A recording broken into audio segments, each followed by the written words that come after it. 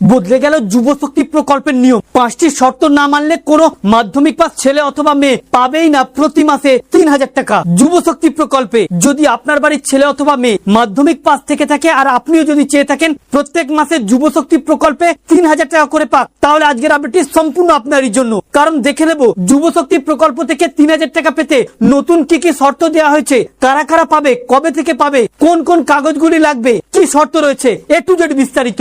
অতি স্বল্পক্ষণের ভিডিও, মোটেও স্কিপ না করে শেষ পর্যন্ত দেখবেন। আলোচনা শুরু করার পূর্বে আপনাদের কাছে একটা রিকোয়েস্ট, ভিডিওটিকে অবশ্যই একটি লাইক করে জনস্বার্থে প্রচুর শেয়ার করবেন, কারণ আপনার একটা শেয়ার দ্বারা অন্য একটা মাধ্যমিক পাস ছেলে অথবা মেয়ে জানতে অনেকটাই সুবিধা হবে। চলুন দেখে নেওয়া যাক বিস্তারিত। তো ফ্রেন্ড, বিগত সরকারের যুবসাথী প্রকল্পের নাম বদলে হয়ে যাচ্ছে যুবশক্তি প্রকল্প। যুবসাথী প্রকল্পে যেখান থেকে ছেলেরা মাসে 1500 টাকা করে পেয়েছে, এবারে যুবশক্তি প্রকল্প থেকে প্রত্যেক মাসে 3000 টাকা করে পাবে ছেলে অথবা মেয়েরা। তবে এই 3000 টাকা পেতে গেলে নতুন বেশ কিছু শর্ত দিয়েছে বিজেপি সরকার আগামী 1 জুন থেকেই। প্রথমত, অন্যান্য প্রকল্পের মতোই এই প্রকল্পে আবেদন করতে গেলে আবেদনকারীকে অবশ্যই পশ্চিমবঙ্গের স্থায়ী বাসিন্দা হতে হবে এবং বয়স হতে হবে 21 থেকে 40 বছরের মধ্যে। আবেদনকারীকে সম্পূর্ণরূপে বেকার হতে হবে। হ্যাঁ, এমন মাধ্যমিক পাস ছেলে অথবা মেয়ে যারা সম্পূর্ণরূপে বেকার, কোন রকম কর্মের সঙ্গে জড়িত নয়, এমনকি তাদের কোন রকম SIPF থাকলে হবে না। এর সাথে প্রত্যেকের নিজস্ব নামে ব্যাংক অ্যাকাউন্ট থাকতে হবে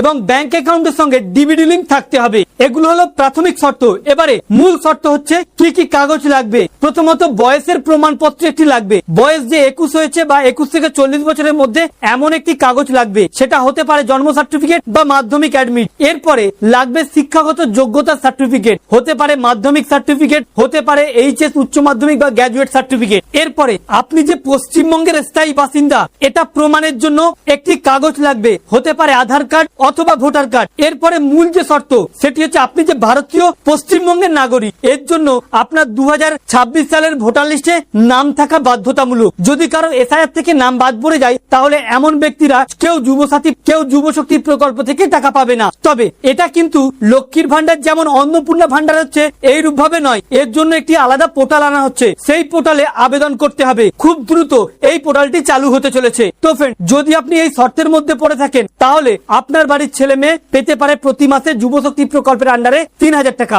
এই ছিল মূলত যুবশক্তি প্রকল্প নিয়ে বেশ কিছু গুরুত্বপূর্ণ শর্ত। আমাদের উদ্দেশ্য ছিল এই আপডেটটি আপনাদের সামনে উপস্থাপন করা, যাতে আপনাদের জানতে সুবিধা হয়ে থাকে। ভালো লেগে থাকলে ভিডিওকে অবশ্যই একটি লাইক করে শেয়ার করবেন। Thank you friends, thank you for watching.